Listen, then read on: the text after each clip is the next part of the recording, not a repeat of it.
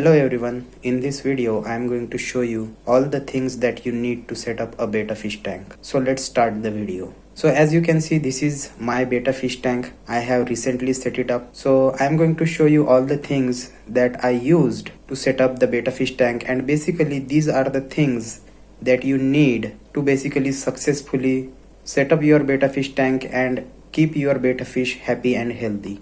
So let's start the video. So the first thing you will obviously need to set up the betta fish tank is the tank. So as you can see, I have a rimless tank. You can choose rimmed tank as well. And this is a 7.5 gallon tank. Now if you are a beginner, you should at least have a 5 gallon tank for your betta fish.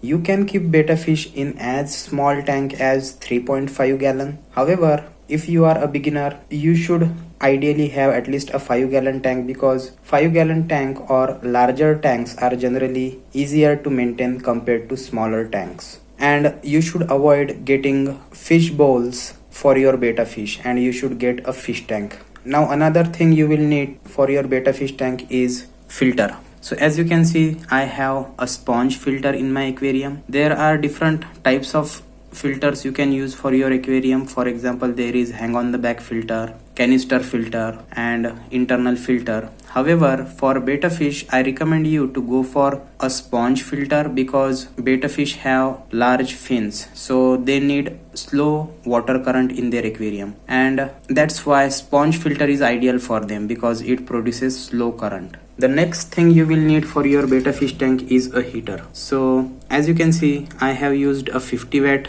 heater in my aquarium, and if you could see, it has a built-in thermostat which is adjusted at 26 degrees Celsius. So basically betta fish is a tropical fish, that's why it requires slightly warmer temperature compared to other cold water fish. That's why you will most likely need a heater in your aquarium to keep the temperature of the water slightly warmer.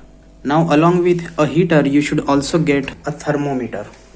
So as you can see, I have used a mercury based thermometer in this tank.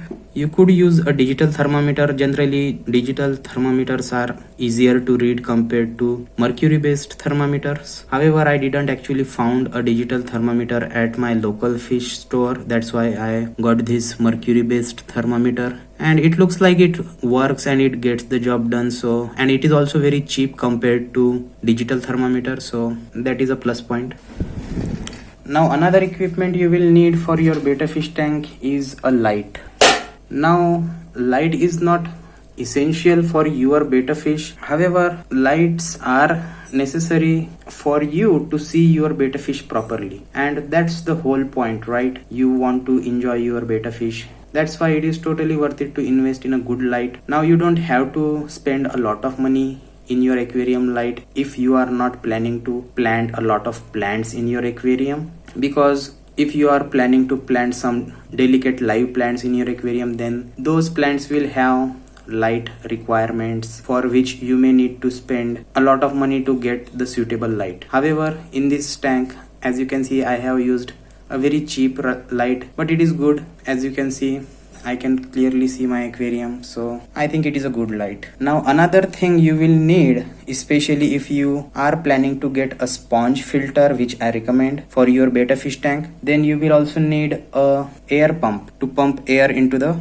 sponge filter and for the sponge filter to actually work. So I have this air pump, and basically the air pump sits outside the tank. And one tip I would give you when it comes to choosing air pump for your fish tank is that you should choose a quiet air pump, because you will need to keep the air pump running all the time. That's why choosing a quiet air pump is very important. And you could also choose an air pump which has adjustable knob, like you can adjust the water current here. As you can see, now I have set the water current to max, so as you can see, it is pumping out a lot of air into the filter, and you don't need that strong current in a betta fish tank, so I generally keep it to the minimum. So as you can see, the water is moving very slowly here. Now another thing you will need for your betta fish tank is substrate. So as you can see here, I have used gravel substrate. You could use sand substrate, but generally they are difficult to maintain. So if you are a beginner, then you should go for gravel substrate. Now one thing you should keep in mind when it comes to choosing gravel substrate for your betta fish tank is that you should choose gravel that has rounded edges and not sharp edges, because if you choose a sharp edged substrate for your betta fish tank, then there is a possibility that your betta fish can rub on the substrate and it can damage their fins, which can lead to bacterial infections, which is not a good thing. Another thing you could add in your betta fish tank is decorations. So as you can see, I have added a couple of decorations in my betta fish tank. So this is a Buddha statue, and this is just a simple pipe, acrylic pipe. I have added the pipes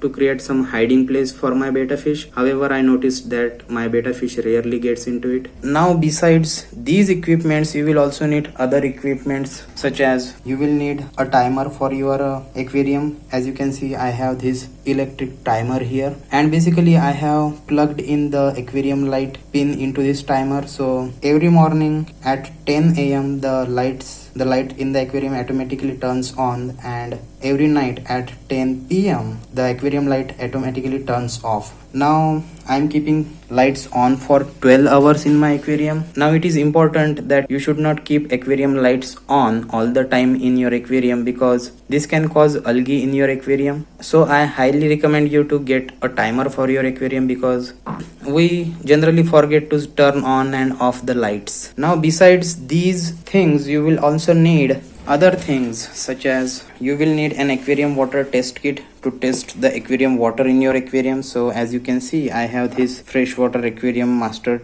test kit from API. You can use this test kit to test pH and ammonia and nitrite and nitrate, and basically it is a liquid based test kit, so it is pretty accurate. It is actually very expensive, but you can perform a lot of tests with this test kit, so it will last you a long time. As you can see, it is mentioned that you can use this test kit to perform over 800 tests, so it is going to last you for a long time. So I think it is a totally worth investment, because maintaining right water parameters is very important to successfully keep your betta fish. Now you will also need a dechlorinator if you are using tap water for your betta fish tank. This, as the name suggests, will help to dechlorinate, like remove the chlorine from your fish tank. And this solution is very important because chlorine is very harmful for fish. It is basically deadly to fish. That's why you need to dechlorinate your tap water before adding it in your fish tank. As you can see, I am using prime dechlorinator here. You could also use API dechlorinator, as you can see. Besides that, you will also need fish food to feed your betta fish. So as you can see, I am using this pellet food in my aquarium to feed my betta fish. Actually, my betta fish love this fish food.